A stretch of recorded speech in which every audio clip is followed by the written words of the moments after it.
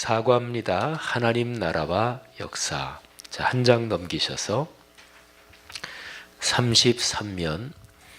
자, 오늘의 말씀 연구 보겠습니다. 자, 헬라어 단어 두 가지를 말씀드리죠. 교회. 교회는 헬라어로 에클레시아 이렇게 발음하고요. 또 영어로 쓰면 스펠링 거기에 써놨죠. 그 다음에 하나님 나라는 헬라어로 바실레이아 그렇게 발음하고 또 스펠링 발음 나는 대로 그렇게 씁니다. 뭐 둘 다 에클레시아, 바실레이아 뭐 우리 한국말 발음으로 끄트머리가 똑같이 운율이 맞아 떨어지네요. 근데 교회 그리고 하나님 나라 이거는 같지 않습니다. 교회는 이 땅 위에 존재하지요.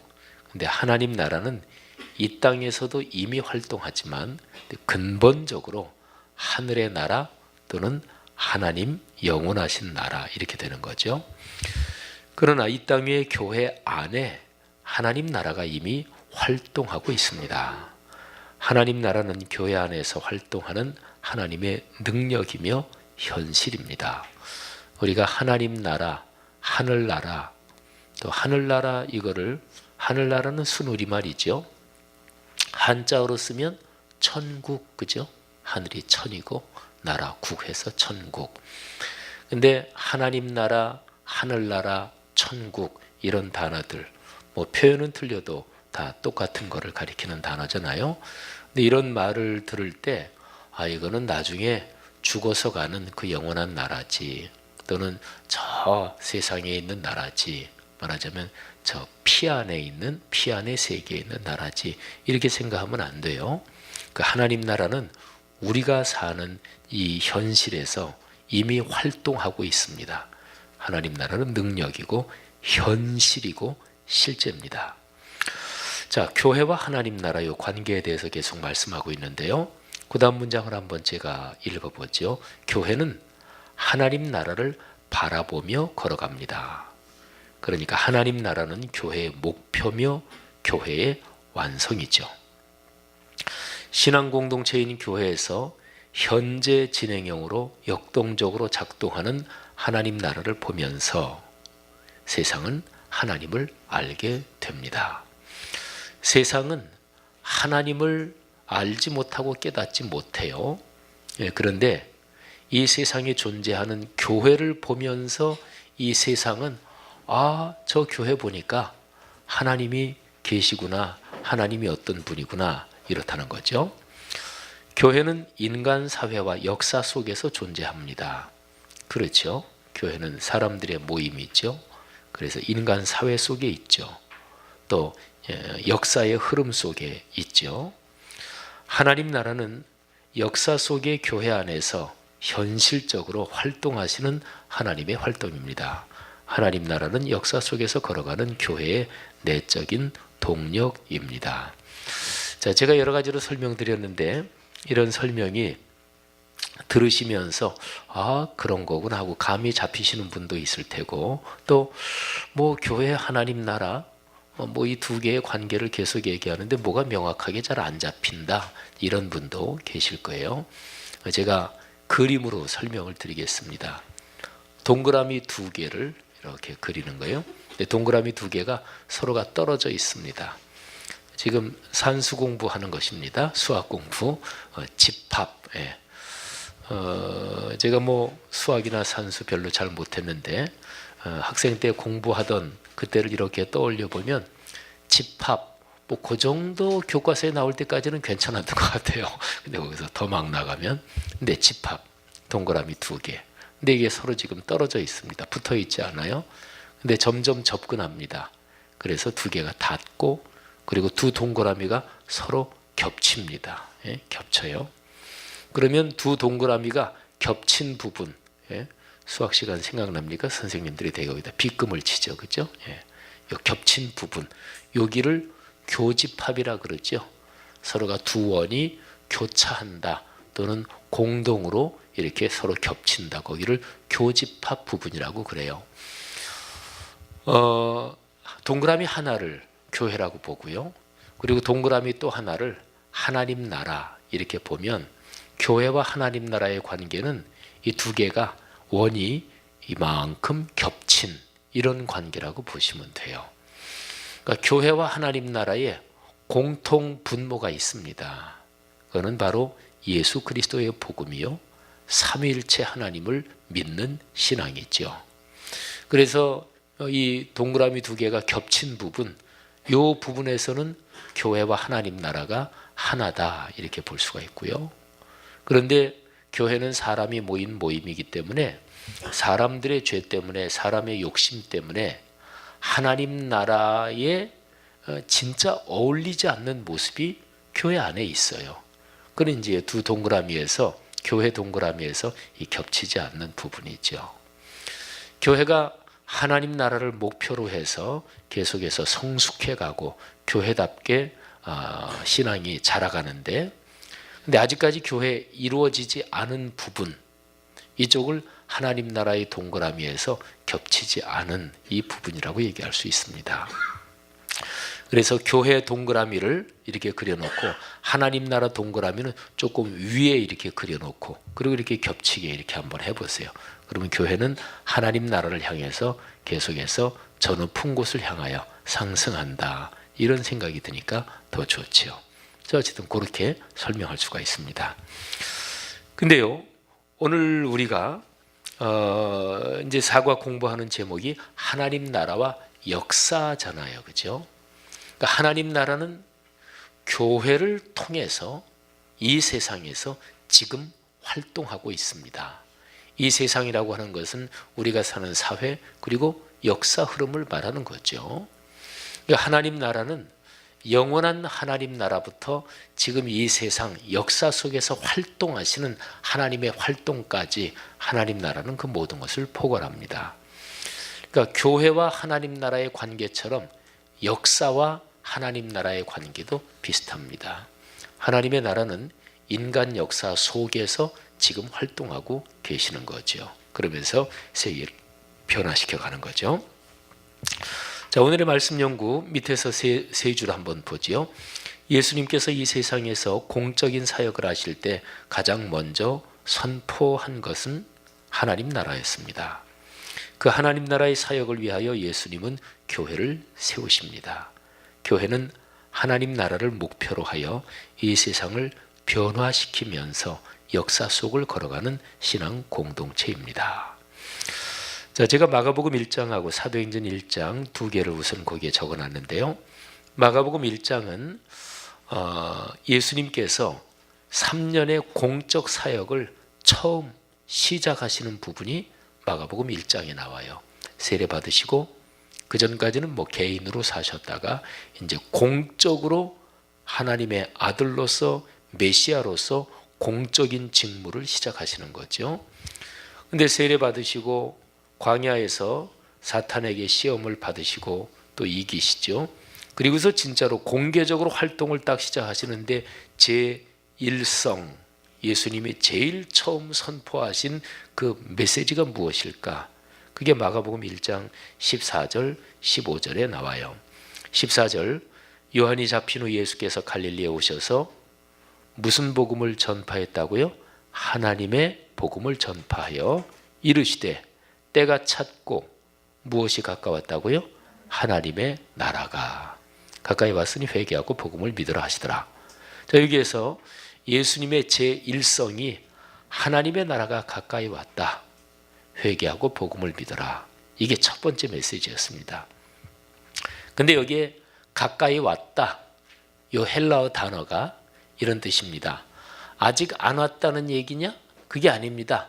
이미 들어와서 활동하고 있다는 얘기예요. 그러면 완전히 인간 현실하고 똑같다는 얘기냐? 그건 아니에요. 하나님 나라, 그 기쁨의 충만함, 그 능력의 충만함, 그 아름다움의 충만함, 하나님 나라에 있는 온갖 좋은 것 그 100%, 그게 아직 다 활동하진 않아요. 다 들어오진 않았어요. 근데 하나님 나라가 우리가 사는 세상에 이미 침입해서, 말하자면 이미 개입해서 활동을 시작하고 있어요. 그러니까 이미 왔어요. 그런데 아직 안 왔어요. 그건 말은 모순이잖아요. 이미 왔다, 아직 안 왔다. 그러니까 말하자면 이미 와서 활동하고 있지만 하나님 나라가 하나님께서 생각하신 대로 100% 다 이 세상에서 이루어진 것은 아니에요. 계속해서 그렇게 활동해 가는 거죠. 그 뜻이 바로 가까이 왔다. 이 헬라어 단어가 그런 뜻이라고 보시면 돼요. 그냥 우리말 성경에는 가까이 왔다. 이제 우리가 보통 우리말에서 다 왔나요? 얼마나 가면 다 와요? 그러면 거의 다 가까이 왔어요. 그 얘기는 아직까지 도착은 안 했다는 얘기죠. 근데 여기 가까이 왔다는 그런 얘기가 아닙니다. 그러니까 이거를 한글 단어로 그거를 표현하기가 좀 힘든데 제가 지금 설명드린 대로 그런 거예요. 이미 우리 속에 하나님 나라는 활동하고 있습니다. 그런데 충만하게 다 완성된 건 아니다. 그러니까 이미 활동을 개시하고 계시다. 이게 벌써 왔다. 그러나 충만하게는 아직은 아니다. 뭐 이런 거죠. 자, 그리고 사도행전 1장은요. 예수님께서 이 땅에서 3년 동안 공적 생활을 하시고 십자가에 달려 돌아가시죠. 사흘 만에 부활하시고 그리고 40일을 세상에 더 계시다가 그 다음에 이제 하늘로 올라가셨어요. 승천하셔요. 근데 예수님이 40일 동안 세상에 더 계실 동안에 그때 무슨 메시지를 전하셨을까요? 자, 그게 사도행전 1장 1절 2절에 기록이 되어 있습니다. 데오빌로여, 내가 먼저 쓴 글에는 무릇 예수께서 행하시며 가르치시기를 시작하신부터 그가 택하신 사도들에게 성령으로 명하시고 승천하신 날까지의 일을 기록하였노라. 그러니까 누가가 누가복음을 썼죠. 사도행전도 누가가 썼어요. 근데 예수께서 세상에 계실 동안 이런 활동을 하셨다. 이런 건데 3절에 보면 이런 기록이 나와 있습니다. 그가 고난받으신 후에 또한 그들에게 확실한 많은 증거로 친히 살아계심을 나타내사 40일 동안 그들에게 보이시며 무슨 일을 말씀하셨다고요? 하나님 나라의 일을 말씀하셨다. 예수님은 사역의 제1성이 하나님의 나라였습니다.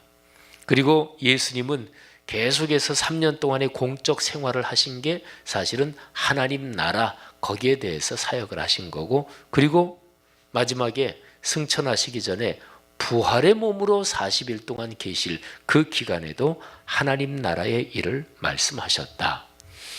그러니까요, 예수님께서 이 땅에서 사역하신 제일 중요한 주제, 제일 중요한 그 이슈는 바로 하나님의 나라다. 그런 거죠.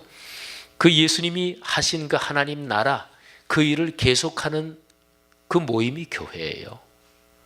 교회가 과연 그 일을 할 수 있을까요? 예수님은 하나님의 아들이시니까 가능했지. 그런데 교회 공동체가 그 일을 할 수 있도록 힘과 능력을 주시는 분이 바로 성령 하나님이십니다. 예수님이 그런 말씀하시죠. 내가 가면 또 다른 보혜사가 오신다. 보혜사, 보호하시고 은혜를 주시는, 도움을 주시는 스승사, 보호하시고 은혜와 도움을 주시는 스승, 이게 보혜사인데 예수님이 말씀하시고 우리는 보혜사 그러면 얼른 성령을 떠올리죠. 근데 주님께서 또 다른 보혜사를 주신다 그랬거든요. 그러면 성령이라는 보혜사가 오시기 전에 보혜사가 계셨다는 얘기잖아요. 그 보혜사가 예수님을 말씀하는 거예요. 그러니까 예수님이나 성자 하나님 예수님이나 성령 하나님이나 다 보호하시고 은혜를 주시는 스승인 거죠.